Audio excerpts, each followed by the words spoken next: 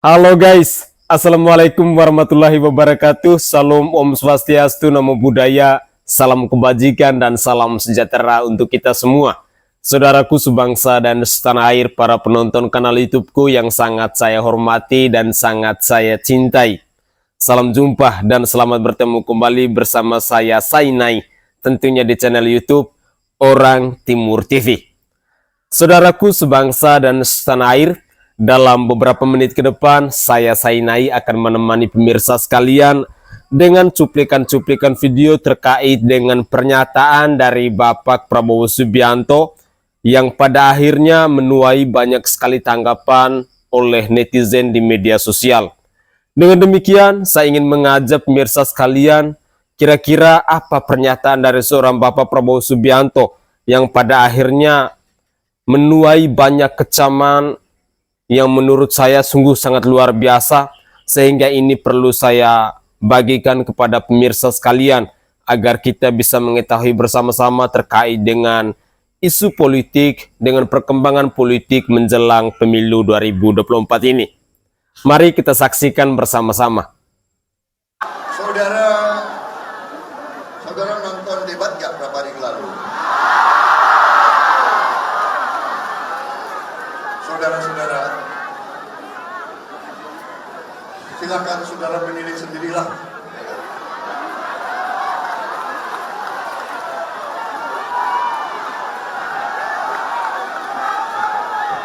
Saudara-saudara, bangsa Indonesia, rakyat Indonesia, negara keempat terbesar di dunia, negara yang begini kaya, sepantasnya lah mendapat pemimpin yang arif dan bijaksana. Sepantasnya menerima pemimpin yang jujur, yang lurus, pemimpin yang selalu berpikir rakyat, bangsa.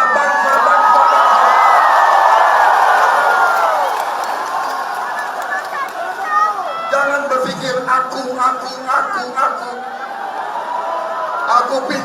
pintar, aku baik, aku pintar, aku baik.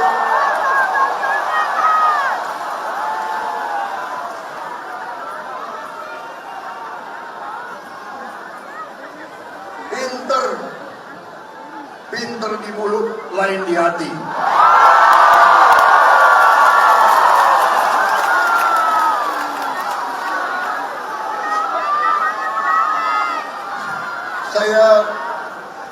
Saya terima kasih, saya terkesan hadiran dukungan yang luar biasa ke saya lewat macam-macam, lewat sosmed.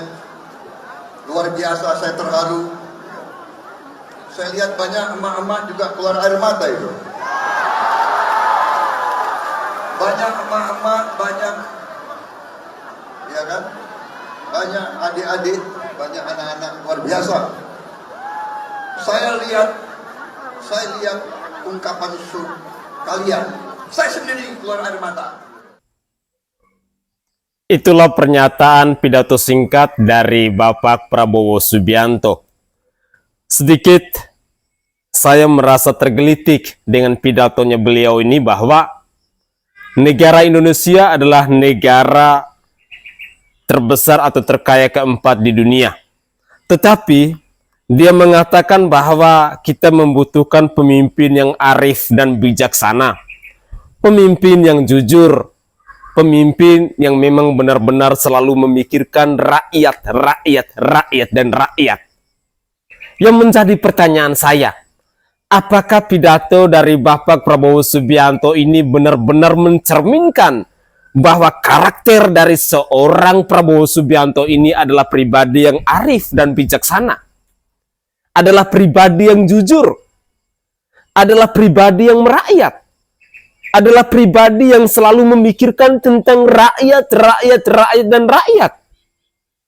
Ataukah jangan sampai bahwa pidato dari Bapak Prabowo Subianto ini hanyalah sebuah gimmick politik, hanyalah sebuah trik, hanyalah sebuah cara untuk meraih simpatisan dari rakyat Indonesia. Ayo, mari kita gunakan logika akal sehat kita.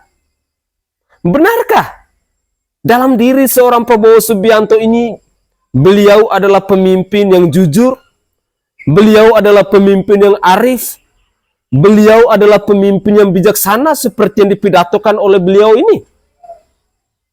Jika beliau adalah pemimpin yang arif dan bijaksana, pemimpin yang jujur, pemimpin yang merakyat, kenapa nilai kebijaksanaannya itu harus beliau merespon pernyataan yang disampaikan oleh Bapak Anies Rashid Baswedan misalnya? Beberapa waktu yang lalu heboh di media sosial. Ndasmu etik. Itu loh disampaikan oleh Bapak Prabowo Subianto. Lalu yang terbaru, ketika pidato Bapak Prabowo Subianto di Riau, beliau mengatakan sampai ada orang yang menyinggung soal tanah, soal food estate, soal HGU. Orang itu pintar apa goblok? Orang itu pintar apa tolol? Apakah ini mencerminkan bahwa seorang Prabowo Subianto merupakan pribadi yang arif dan bijaksana? Merupakan pribadi yang jujur? Merupakan pribadi yang benar-benar merakyat? Sekali lagi, jangan sampai ini hanyalah pernyataan guna meraih simpati dari rakyat. Mari kita sebagai rakyat Indonesia, jangan sampai kita terjebak dengan gimmick-gimmick politik yang sedang dimainkan oleh mereka yang sedang ambisi untuk mengejar kekuasaan. Gunakanlah logika akal sehat kita. Selanjutnya saya ingin mengajak pemirsa sekalian, coba kita menyimak tanggapan-tanggapan dari netizen terkait dengan apa yang dikatakan oleh Bapak Prabowo Subianto ini. Selamat menyaksikan. Dia pintar atau goblok sih?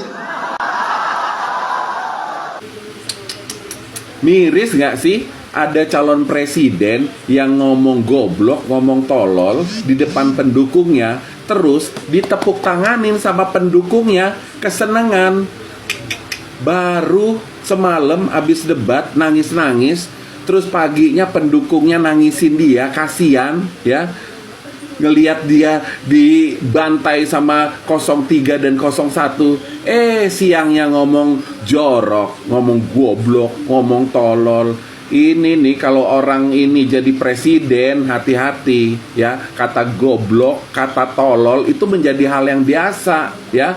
Mau lu dikatain sama anak-anak lu nanti, mak goblok lu mak, pak goblok lu pak.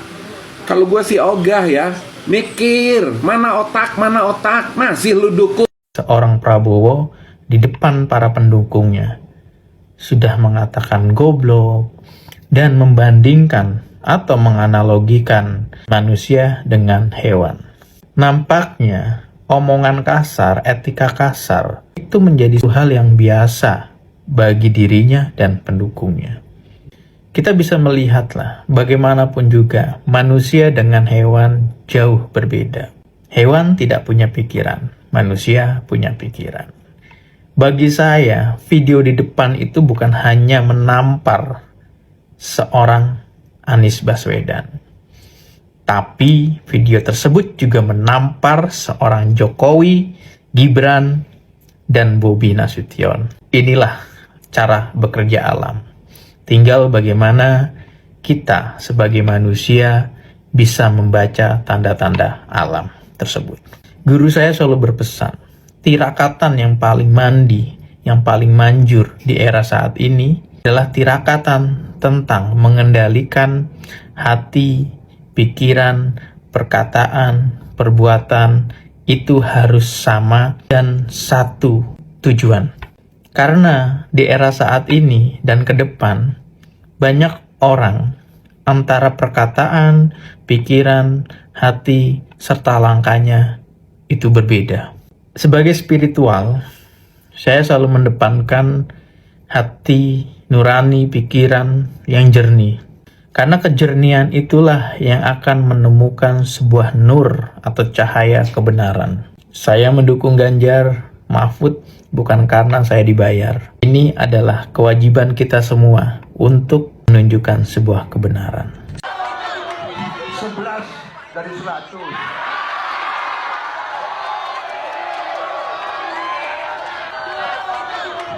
Sebelas dari 100.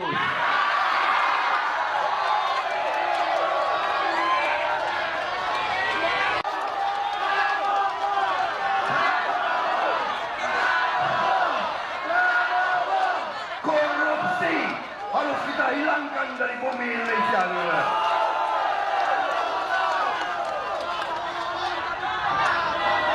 Dan bagi mereka-mereka yang sok pinter,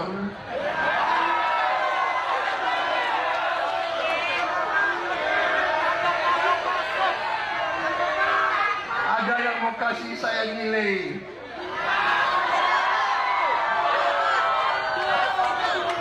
11 dari 100.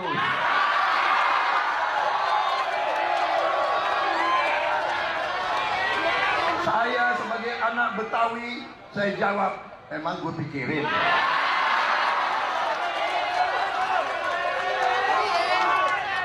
Apalagi dari ente.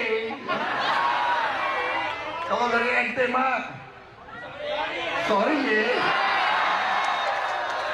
Saya lebih takut dengan rakyat Indonesia. Rakyat Indonesia, silakan Anda beri nilai kepada saya. Adik-adik sekalian, terutama kalangan anak muda yang hari ini terbius oleh gemoy-gemoy dan joget-joget yang seolah-olah ini sesuatu yang lucu, unik dan sebagainya. Inilah Prabowo yang sebenarnya. Menjadi orang yang harus berpura-pura itu tidak sederhana dan tidak gampang. Karena watak yang ditutup-tutupi pada akhirnya muncul aslinya. Watak itu adalah bawaan lahir, human nature. Ini bawaan orok, nggak bisa ditutupi dan nggak bisa juga berpura-pura sebenarnya. Kalaupun dia tampil di depan publik, ya sebenarnya itu adalah kepura-puraan itu. Oleh karena itu, mengapa selama ini Prabowo paling takut dengan doorstop yang dilakukan oleh wartawan? Dia itu selalu melipir karena memang pertanyaan dari para wartawan itu yang paling ditakuti sehingga emosinya terpancing, sehingga dia tantrum di depan publik. Itu yang paling ditakuti. Dan ternyata di satu rakernas tertutup itulah muncul aslinya. Karena dia merasa tertutup.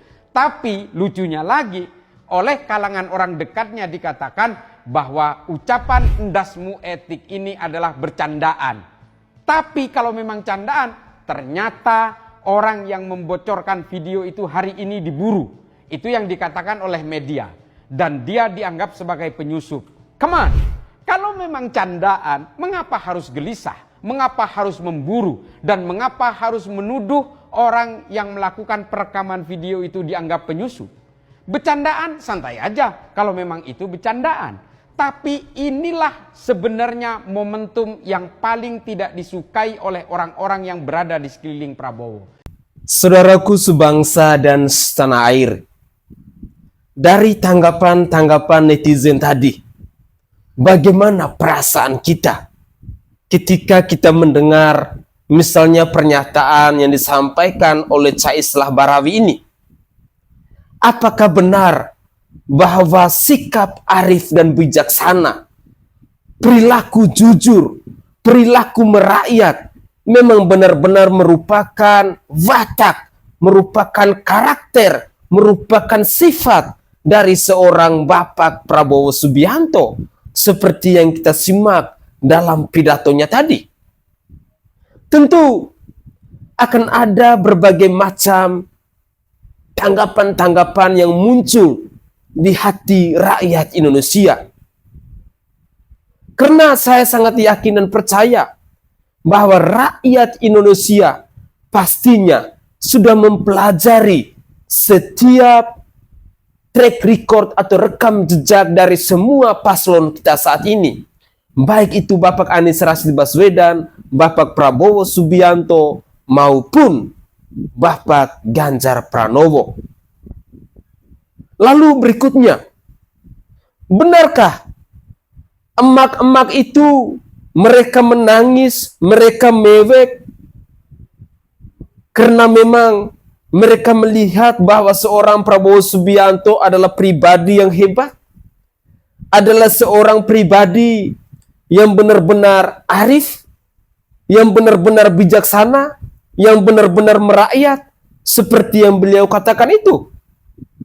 Ataukah jangan sampai bahwa emak-emak itu yang meneteskan air mata, yang menjatuhkan air mata mereka hanya karena mereka merasa tidak tega, mereka merasa kasihani dengan apa yang menimpa diri Prabowo Subianto ketika debat Capres ketiga kemarin diserang habis-habisan oleh Bapak Anies Rashid Baswedan. Dalam konten sebelumnya, saya sudah membahas secara khusus tentang tanggapan saya terkait dengan pernyataan Bapak Presiden Joko Widodo yang menanggapi perihal debat Capres ketiga kemarin. Kita juga mendengarkan bersama-sama bagaimana tanggapan dari seorang Chaislah Barawi. Tentu kita rakyat Indonesia pastinya akan menggunakan logika akal sehat kita ketika kita menyimak, ketika kita mendengar pernyataan disampaikan oleh Bapak Presiden Joko Widodo. Karena bagi saya secara pribadi, apa yang disampaikan oleh Bapak Presiden Joko Widodo dalam menanggapi debat Capres ketiga ini, saya secara pribadi terus terang sebagai rakyat jelata, saya yang tidak punya kepentingan, saya akan mengatakan bahwa tanggapan yang disampaikan oleh Bapak Presiden Joko Widodo menunjukkan bahwa beliau sedang membela paslon 02. Beliau sedang membela Bapak Prabowo Subianto. Beliau sedang membela anaknya, putra mahkotanya Gibran Rakabuming Raka. Jika beliau mau netral, semestinya beliau bisa memikirkan kembali seperti apa yang diungkapkan oleh Anies Rashid Baswedan atau oleh seorang Ganjar Pranowo. Pada debat Capres 2019 silam, ketika Bapak Presiden Joko Widodo ini berhadapan dengan Bapak Prabowo Subianto, hal yang dilakukan oleh Anies Rashid Baswedan misalnya bertanya soal HGU, bertanya soal tanah, bertanya soal food estate, bahkan menyerang secara personal, sudah dilakukan oleh Bapak Presiden Joko Widodo ini.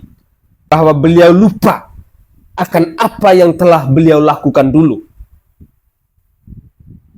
Semoga saja kita rakyat Indonesia tetap pada pendirian, tetap konsisten, bahwa kita mau mencari pemimpin-pemimpin yang berkualitas, pemimpin-pemimpin yang berintegritas, pemimpin-pemimpin yang memang dia punya niat, dia punya hati untuk mensejahterakan rakyatnya, untuk membangun, untuk memajukan bangsa dan negara ini. Mari kita lanjutkan lagi. Kalian yang kemarin pada nangis bareng-bareng, nangisin capresnya yang kalah debat, yang kalian bilang itu kasihan karena diserang 01 sama 03, padahal emang gak bisa jawab. Dengerin ya, kalian ngapain nangisin dia yang udah kaya, yang tanahnya aja dulu waktu Pak Jokowi bilang 2019 itu 340.000 hektar, apalagi sekarang bisa lebih kali. Lu mending tangisin diri lu sendiri, tangisin nasib lu. Ngapain nangisin orang kaya? Emang kalau dia jadi bakal mikirin lu? Makanya pilih capres yang pinter, bukan yang baper. Bang, bahas Pak Prabowo yang dibully, aku sampai nangis. Menarik nih, di TikTok banyak banget yang bikin konten lagi nangis karena ngeliat Prabowo didesak sama Anies dan juga Ganjar. Bahkan, Presiden Jokowi sebut debat ketiga pilpres tak edukatif, saling serang personal. Kalau Pak Presiden udah ikut komen, berarti ini serius. Hal personal apa sih yang digunain buat nyerang Prabowo? Dibully kayak gimana? Sama CNN dan Kompas. Ternyata, dari awal Anies sudah nyerang Prabowo pakai data. Dia bilang TNI banyak yang nggak punya rumah, sementara Prabowo punya tanah 340.000 hektar. Sebenarnya ini ini kritik kinerja karena Prabowo Menteri Pertahanan aktif. Tapi secara teknis ini masuk ke ranah personal juga karena udah ngomongin kepemilikan pribadi. Makanya Anies dilaporkan ke Bawaslu atas dugaan fitnah 340.000 hektar lahan Prabowo. Yang menarik, data 340.000 hektar ini dari Pak Presiden Jokowi. Karena beliau juga ngomong gini pas debat tahun 2019. Jadi gimana tuh hasil laporannya? Kita lihat aja nanti. Selain itu juga Anies dan Ganjar desak Prabowo buat buka data tentang pertahanan negara. Ini kan rahasia negara, masa maksa buat dibuka? Ternyata hal kayak anggaran itu sebenarnya bukan rahasia negara. Justru harus dibuka buat publik. Karena tanggung jawabnya juga buat rakyat dan dari rakyat. Kalau menurut kau gimana? Saya mau denger pendapat kamu. Prabowo hanya ingin mengeluarkan unek-uneknya yang sangat militeristik. Prabowo sejak dulu ingin membuat struktur junta militer di dalam negara kita kalau dia berkuasa. Oleh karena itu, sekali lagi saya ingatkan kepada anggota kepolisian bahwa kekuatan suatu negara bukan hanya di dalam kekuatan militer saja, tapi juga berada di tangan pemolisian yang sangat kuat, pemolisian demokratis, dan juga pemolisian komunitas. Oleh karena itu, kita semua seharusnya sadar bahwa negara ini harus tetap menjunjung tinggi supremasi sipil, tetap menjunjung tinggi demokrasi yang memberikan kekuasaan kepada civil supremacy. Yang terakhir, ada komentar dari Pak Jokowi hari ini yang menyatakan bahwa debat tidak boleh menyerang personal, yang boleh diserang hanya kebijakan, harus substansi. Saya ingatkan sekali lagi, seorang yang mencela-mencela memang tidak punya daya ingat yang kuat. Debat Pilpres tahun 2019, Pak Jokowi justru menyerang secara personal kepada Prabowo ketika dia mengungkit-ungkit soal kepemilikan tanah 220.000 hektar di Kalimantan Timur dan menguasai 120.000 hektar di Aceh Selatan. Nah, ini juga diungkap oleh Pak Jokowi dalam debat Pilpres 2019. Apakah itu kebijakan? Bukan, itu personal. Makanya Pak Jokowi kalau memang ternyata terpukul oleh jagoannya tadi malam yang keok, anjlok, janganlah membuat komentar yang justru sebenarnya menghunjam dadanya sendiri. Pak Jokowi pernah menyerang personal Pak Prabowo dalam debat Pilpres 2019. Kita semua tentu tahu bagaimana perjuangan relawan Prabowo di musim pemilu 2014 dan 2019 yang dengan modal sendiri mati-matian membela Prabowo kala itu. Sampai umat Islam yang mendukung Prabowo dilabelin kadrun sama buzzer-buzzer. Belum selesai, pendukung Prabowo lalu dihianati sendiri oleh Prabowo. Janji timbul tenggelam dilupakan begitu saja. Begitu terasa sakitnya hingga ke hulu hati. Perjuangan mendukung Prabowo selain berbuah pahit kekalahan, harus kembali menelan pil pahit. Prabowo gabung ke koalisi, duduk manis di kursi kabinet Jokowi. Lalu pendukungnya yang sudah berkorban jiwa, raga, dan harta mendukung Prabowo dibiarkan terlunta-lunta. Tak cukupkah Prabowo menyakiti hati mantan pendukungnya? Hingga harus ada cerita jika dia menyesal pernah didukung atau dekat dengan sebagian kelompok umat Islam. Maka dari itu santrian, Prabowo adalah masa lalu. Cukup sudah mendukung Prabowo yang sudah 3 kali kalah dalam Pilpres. 2024 adalah peta baru, calon-calon baru presiden, dan pastinya wajah baru untuk presiden Indonesia. Tetap doakan Anies Baswedan kepada Allah Subhanahu wa Ta'ala, Tuhan Yang Maha Esa, agar dapat menjadi pemimpin kita semua di tahun 2024 mendatang yang sudah teruji dan terbukti di Jakarta. Next, Indonesia. Anies Baswedan untuk rakyat Indonesia. Oke guys, itu adalah cuplikan-cuplikan video yang bisa saya persembahkan ke hadapan pemirsa sekalian. Satu poin penting yang mau saya katakan pada kesempatan ini bahwa jangan kita memilih pemimpin hanya karena rasa kasihan, rasa ibah, rasa tidak tega. Jangan. Kita rakyat Indonesia, kita sedang memilih pemimpin yang berkualitas, pemimpin yang terbaik, pemimpin untuk menjadi orang nomor 1 di bangsa dan negara ini. Itu adalah poin pentingnya. Sekali lagi, jangan kita memilih pemimpin hanya karena ada rasa ibah, hanya karena ada rasa kasihan, hanya karena kita melihat tidak tega. Karena terus terang, maju atau tidaknya bangsa ini, sejahtera atau tidaknya bangsa ini, tergantung dari kita rakyat Indonesia yang memilih. Kita yang menentukan menang dan tidaknya paslon 01, paslon 02, dan paslon 03. Kembali lagi ke kita rakyat Indonesia. Kita yang memilih, kita yang menentukan kemenangan itu. Dan saya minta kepada kita rakyat Indonesia tetap kawal proses pemilu ini. Jangan sampai ada kecurangan dalam pemilu ini. Itu adalah poin pentingnya juga. Karena dengan fenomena-fenomena sekarang ini yang semakin hari kian semakin memanas, dan yang terbaru di beberapa media sosial saya baca itu tim pemenangan dari Bapak Prabowo Subianto kalau tidak salah, mereka sudah melaporkan Anies Rashid Baswedan bersama Bapak Ganjar Pranowo ke Bawaslu atau ke KPU itu. Hanya gara-gara Anies Rashid Baswedan dan Ganjar Pranowo menyerang Bapak Prabowo Subianto saat debat kemarin. Kadang tuh saya merasa lucu. Padahal apa yang disampaikan oleh Bapak Anies Rashid Baswedan ataupun oleh Bapak Ganjar Pranowo, semuanya itu by data. Salahkah misalnya seorang Anies Rashid Baswedan mempertanyakan tentang anggaran di Kemenhan yang mencapai 700 triliun itu? Salahkah bila itu rakyat Indonesia harus mengetahuinya? Karena menurut saya secara pribadi, rakyat semestinya harus tahu. Karena itu adalah uang rakyat. Bukan uang pribadinya Bapak Prabowo Subianto. Sehingga tidak perlu rakyat tahu. Atau uang pribadinya dari Koalisi Indonesia Maju saat ini. Sehingga rakyat Indonesia tidak perlu tahu. Cobalah. Jangan terlalu baper. Yang namanya debat, saling serang itu biasa. Namanya juga debat.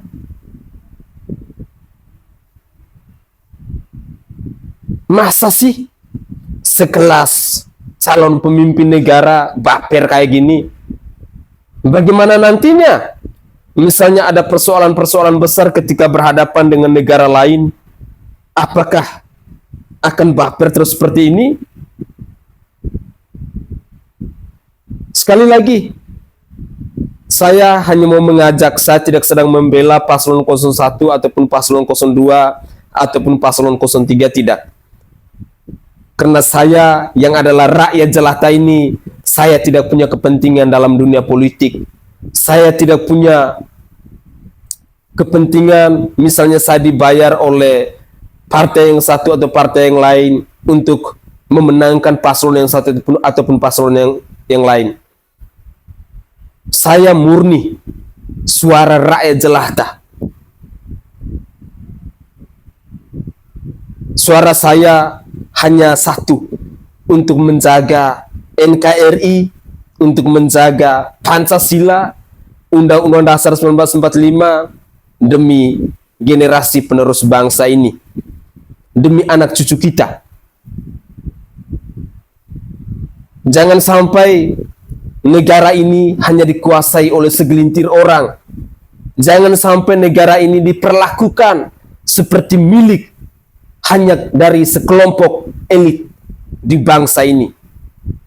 Negara ini adalah negara Indonesia, negara yang dimiliki oleh 287 juta jiwa lebih rakyat Indonesia. Jadi kita punya hak yang sama untuk mempertahankan, untuk menjaga bangsa dan negara ini. Jagalah pemilu di tahun 2024 ini menjadi pemilu yang berkualitas. Kualitas dalam memilih pasangan untuk menjadi orang nomor satu di bangsa ini. Tetap kritis, tetap menggunakan logika akal sehat kita, dan ingat bahwa di tanggal 14 Februari itu adalah hari Valentine, sehingga saya mengajak kepada para pemirsa sekalian, jikalau kita mencintai bangsa dan negara ini, luangkanlah sedikit waktu untuk pergi ke TPS untuk memilih paslon yang menurut pemirsa sekalian siapa yang terbaik, yang memang kita sudah pelajari dari jauh-jauh hari. Kita sudah meyakinkan diri kita benar atau tidaknya, setuju atau tidaknya, bahwa orang yang saya pilih itu adalah orang yang saya yakinin untuk membawa bangsa ini menjadi lebih baik dari hari ini. Begitulah kira-kira. Saya Sainai dari Provinsi Nusa Tenggara Timur. Saatnya kita yang rakyat jelata harus berani untuk bersuara. Salam hormat, salam NKRI, dan salam Pancasila untuk kita semua. Tetaplah semangat dan jangan lupa untuk selalu menggunakan logika akal sehat kita dan selalu berpikir waras.